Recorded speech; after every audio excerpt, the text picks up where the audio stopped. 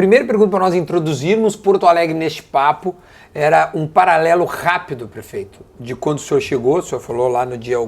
78. Sim, 78, sim, mas eu perdi o dia. Ao dia de hoje, assim, imagina uma mudança gigantesca, porque eu, nascido em 83 e moro aqui desde então, senti muita diferença. Pô, um plano diretor da cidade já mudou, né? A perimetral acho que foi uma mudança significativa Sim. Né, para locomoção da cidade. O transporte público acho que deve ser um desafio constante. Agora a gente está entrando numa nova era e sem os cobradores. Enfim, muitas coisas que a gente pode conversar. Mas eu queria que rapidamente o senhor fizesse, de início, de introdução, a diferença que hoje o senhor estabelece de 78 para agora. Assim, como é que é Porto Alegre na tua visão? É uma cidade já moderna, atualizada. Eu estou muito contente que o senhor virou, o senhor e acho que as outras administrações iniciaram, a cara para o Rio. Achava que demorou para isso acontecer e graças a Deus conseguimos, né? Tá num caminho muito legal ali, é muito orgulho do Porto Alegrense. Falei demais, quero que o senhor fale agora. Não, Duda, as cidades elas vivem em ciclos, não é? Eu diria que de 70, do final da década de 70 para cá, a cidade teve muitas transformações, né, urbanas, seja elas do ponto de vista do seu urbanismo, seja do ponto de vista econômico, do desenvolvimento, da inovação. Então a cidade que eu cheguei era uma cidade que tinha, e ainda do ponto de vista começar pelo centro histórico, muita degradação que ainda continua, né? E nós começamos um projeto de revitalização do centro, nesses 3 anos que ainda restam, nós vamos deixar um centro muito melhor, tá? Muitos outros prefeitos fizeram a sua parte, mas o centro degradou muito e o nosso centro é muito bonito. Então o centro não mudou muito daquilo que era, mas o que mudou no centro, né, no centro estendido? A orla, tá? Então tu não tinha... A orla é um centro estendido, tu tem hoje um embarcadeiro. O projeto do Cais Mauá é um projeto que parece que tem um sapo enterrado, porque aquilo ali vem desde o governo... Olha, o Colares disputou a primeira eleição depois da redemocratização em 85. Do Jair Soares, que foi o primeiro governador pós-redemocratização, ao governador Eduardo, do prefeito Colares ao Melo, né, que é o atual prefeito, governadores e prefeitos sempre discutiram o cais, e o cais não saiu do papel. O embarcadeiro é uma pequena amostra daquilo que vai ser a maravilha daquilo. Então, o centro teve algumas mudanças, mas não tanta, tá? Então, agora, vamos olhar o lado da cidade, por exemplo, da Zona Sul, né? A Zona Sul tinha uma área rural de 30%, lá na época de 78, 80. Então, vou pegar lá a Zona Sul. Então, 30% da cidade era área rural. Hoje sobrou 10%. E 10% daquilo que é rua urbana. O que é rua urbana? Eu tenho rural, mas eu tenho a moradia do lado, ou dentro e tal. Então isso mudou completamente. Então você teve uma extensão de cidade. Vou começar com a Restinga de 74. Quer dizer, quando eu cheguei em Porto Alegre, já existia a Restinga, mas a Restinga era isso, tá? Que começou no governo Vilela. Hoje a Grande Restinga tem 100 mil pessoas. Quase uma outra cidade ali, né? Ela é maior do que 97% do município do Rio Grande do Sul, né? Então, você teve cidade que foi descentralizada sem os serviços públicos de qualidade. Então, tu tem várias cidades dentro da mesma cidade. Então, quando vem as construções de grandes edifícios, enfim, seja Minha Casa Minha Vida, seja da época ainda da Coab, o que aconteceu? Uma coisa é tu fazer habitação numa cidade, outra coisa é tu fazer cidade. Quer dizer, tu levar uma pessoa para morar a 30, 40, 50, 30 quilômetros distante do centro e você não ter transporte de qualidade, tu não ter saúde de qualidade, tu não ter saneamento de qualidade, tu não ter espaço público de qualidade, bom, a pessoa só tem alegria o dia que ela muda, tá? Então, essa transformação urbana, na minha avaliação, foi um erro de planejamento das cidades brasileiras, mas vou ficar com a nossa. Eu sempre defendi e continuo defendendo, e agora a revisão do plano diretor que está em curso, acho que ele pode resgatar isso, é o seguinte, é adensar a cidade onde tem equipamento. Então eu tenho uma escola, eu tenho um posto de saúde, eu tenho um outro equipamento social, Então, se eu boto mais pessoas morando nessas regiões aonde tem equipamentos, eu não preciso de construir um novo equipamento. O máximo que eu posso fazer é aumentar aquele equipamento. Então, as cidades boas para viver é aquelas que concentram mais as pessoas e que tu tá a 15, 20 minutos de tudo aquilo que tu precisa. Tu mora numa região que tu tá a 15 minutos de tudo. Agora, essa não é a realidade do Porto Alegrense. Se tu quiser no mercado aqui, tu vai em 5 minutos. Se tu quiser ir num shopping, tu vai levar 15 minutos. Se tu quiser ir no centro, tu vai em 15 minutos. Mas tu... Eu sou um privilegiado, eu moro numa região maravilhosa. Exatamente, mas existem muitas cidades que a realidade, muitos locais da cidade que a realidade não é essa. Sem dúvida. Então, teve transformações viárias, né? Então a terceira perimetral vem ali da década de 90. Isso. Então isso foi uma transformação. Agora é uma via que, por um lado, você vê... Mas ela não foi mal concebida, porque 30 mil, como é que chama, sinaleiras. Então assim, ela tem excesso de sinaleiras, ela tem uma via destinada para o transporte urbano sempre vazia, e as pistas de rolamento particulares, elas estão sempre lotadas, então, e ela não foi construída os equipamentos, por exemplo, o viaduto, do São Jorge. Ajudou muito, mas aquele equipamento, aquela obra de arte, ela tinha que ser concebida no nascedouro. Sim. Ela não tinha que ter sido construída depois. A trincheira da Anitta, a trincheira da Cristóvão é a mesma coisa. Também. Entendeu? A da Anitta foi uma novela, hein? A trincheira da Ceará, a mesma coisa. Ceará, então, nem se fala. E a obra da Plínio, que é uma obra também que precisa ser feita. Então, a Tronco também, que está até hoje lá. A Tronco tem duas boas notícias para a cidade, né? Eu acho que antes de falar em obras novas, a gente tem que terminar as que estão aí. Pois é, aquela era da Copa do Mundo de 14. Então esta obra nós vamos entregar ela no final do ano. Então ela hoje está com 7 frentes de obras. Nós tínhamos a última casa, que era da Mãe Sandra, que a gente conseguiu negociar, que agora não está lá mais lá. Então ela termina. E uma outra obra que às vezes não se enxerga muito, mas que ela vai ser fundamental para a Zona Norte, lá do teu bar dos guris, é a Severo Dores, que ela é aquela avenida que sai aqui na Avenida dos Estados, e ela entra na frente do aeroporto e ela vai em direção lá à Dona Alzira. Esta obra vai tirar 30% do trânsito da Sertório, uma Sertório esgotadíssima, né?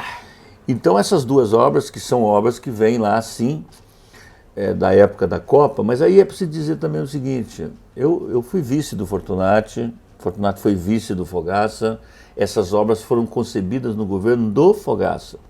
Então, quando eu cheguei à prefeitura como vice, já tinha essa concepção. Então, se tem demora, mas elas só estão saindo também, porque aproveitou-se uma cidade que não botou um centavo em estádio de futebol, a única cidade brasileira da Copa de 2014 que não botou um centavo em estádio, tem nome, é Porto Alegre. O Grêmio construiu a sua arena foi construída lá na época do Odônio, do Antonini, que saiu daquele sítio, que aliás está um problema para a cidade. Pois a gente podia falar um pouco de arena também, né? Problema da cidade. Bom, então, quer dizer o seguinte, essas obras, aquele traçado, por exemplo, da Tronco Cruzeiro, veio da onde? Do governo Brizola, quando era prefeito. Nossa. Então, Duda, eu quero continuar falando das transformações urbanas. Então é o seguinte, o plano diretor de 79, ele tinha uma lógica e que mudou completamente com o plano diretor de 99, que já foi no governo do Pontes, né? E ele foi revisado em 2008 e vem para uma revisão agora que deveria ter acontecido. Que é o que está acontecendo agora, né? Ele já deveria, a pandemia atrasou, né? Eu penso assim que a gente não pode reduzir um plano diretor a discussões de altura. Isso está equivocado. O que está se mais discutindo, tentando mastigar para quem está nos vendo, sabe? O que está se discutindo no plano diretor atual? Bom, primeiro, nós temos que discutir se nós queremos uma cidade rodoviarista ou se nós queremos uma cidade mais humana, com uma mobilidade humana que não proíba o veículo, mas que proporcione uma mobilidade urbana que incentive o cidadão a andar mais no transporte coletivo e não no carro particular. Uma cidade que privilegie os espaços públicos. Uma cidade que utilize bem as suas áreas públicas e que não degrade, como hoje acontece, através de muitas coisas que acontecem indevidamente na cidade. Então, uma cidade que ela possa, por exemplo, preservar as suas obras de arte.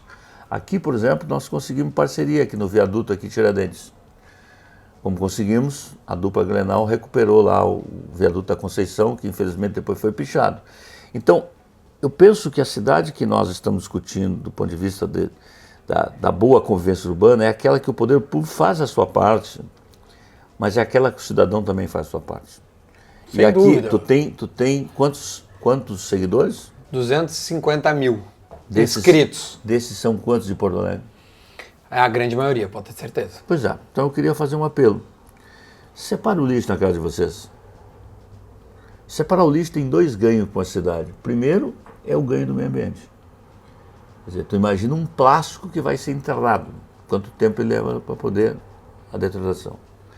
Então, quando você separa o lixo, tu tem um ganho ambiental em primeiro lugar. E tu tem um ganho social, porque o lixo seco vai para 19 galpões na cidade, que está espalhado do Lami ao Sarandi, e que lá tem 1.200 pessoas que se cooperativaram e elas têm uma renda ali da separação do lixo. Você tem uma ideia, nós tiramos mais de 158 toneladas de pneus só do arroio Sarandi, do arroio Passo da Mangueira, e do arroio Passo das Pedras, na limpeza do arroio. Então tu imagina o gasto que a cidade tem, dinheiro que podia sobrar para poder ter creche, para poder ter assistência social. Então, eu queria fazer um apelo aqui aos teus seguidores. Separe lixo, cuide da calçada, que é a responsabilidade ou do síndico, ou do proprietário, pinte a sua casa, bota uma floreira, porque você vai embelezar a tua cidade. Isso é uma coisa que eu ia te perguntar. Como o cidadão pode ajudar não o prefeito, mas ao vizinho, né, a população, assim, porque a cidade é nossa. Né? Eu pago lá o meu IPTU, né, o meu IPVA para poder andar aqui, e eu quero que a cidade esteja cada vez melhor. Não é só pagando e esperando de vocês. Acho que tem que ser recíproco. Tu tá dando alguns exemplos. Separar o lixo, que é uma coisa básica, já ajudaria muito. Vou dizer outra coisa, adotar espaços públicos. Por exemplo, adotar no sentido de frequentar mais ou de tentar organizar a sua pracinha, a sua... Hoje muitas pessoas, ou individualmente, se juntam, ou empresas chegam lá e adotam os espaços públicos da cidade e passam a ser cuidadores. E nós adotamos um programa Mais Comunidade, que está dando muito certo, que é a escolha dos prefeitos e das prefeitas das praças. Como é que acontece isso? A pessoa se manifesta através da rede social ou das relações políticas que tem com a prefeitura e se candidata a ser cuidadora daquela praça. Bom, o que a prefeitura faz? A prefeitura, então, recebe essa manifestação, processa, né, um processo interno, publica no Diário Oficial, e a nossa gerente das praças, ela vai lá e vê que geralmente tem um negocinho aqui do lado para geralmente quando a pessoa adota uma praça, e os exemplos são muitos, né? Eu me lembro de uma senhora na Restinga que quando do processo de adoção ela disse: prefeito, eu tenho 3 filhos e hoje a praça do lado da minha casa é o que está rolando, é a droga, é a sujeira, então eu quero que meus filhos frequentem essa praça. E por isso eu vou adotar essa praça. Não tem nada melhor do que adotar espaço público. Então, o que acontece? Os prefeitos não têm privilégio, Duda, mas eles têm uma atenção diferenciada. Então, nós temos uma gerente do gabinete do prefeito que ela cuida dessas praças adotadas com muito carinho. Então, ela tem o WhatsApp, o celular de cada prefeito, Então, queimou uma lâmpada, a fulana já, olha, aqui queimou a lâmpada, olha, a grama aqui está alta. Aquele banco que vocês arrumaram, alguém veio aqui e pichou. Então, você vai estimulando, né? Por exemplo, agora há uma grande... Só rapidinho ali nesse ponto. Como é que a gente entra em contato, por exemplo, para fazer isso? 156. 156. Então, esse é um serviço que está dando. Porque a cidade... agora eu estou falando para o senhor pegar e comer um pouquinho, experimentar, porque eu fiz no ponto... Que os caras falam que eu faço mal passada, prefeito, mas agora eu fiz no... Eu achei até bem passada. Aí o papo tava tão bom, prefeito, que nós, tá boa, não tá boa? Não, vai até repetir. Excelente, rapaz. Não. Coisa boa. Tu sabe que tem várias formas de fazer carne. Tem gente que faz carne e só bota o sal depois. Tu já viu? Tem nego que faz... Não, às vezes eu boto sal depois também. Esse dia eu fui num negócio, o cara fez a carne e tal, aí o cara veio que botou o sal. Botou depois, né? Às vezes eu boto depois.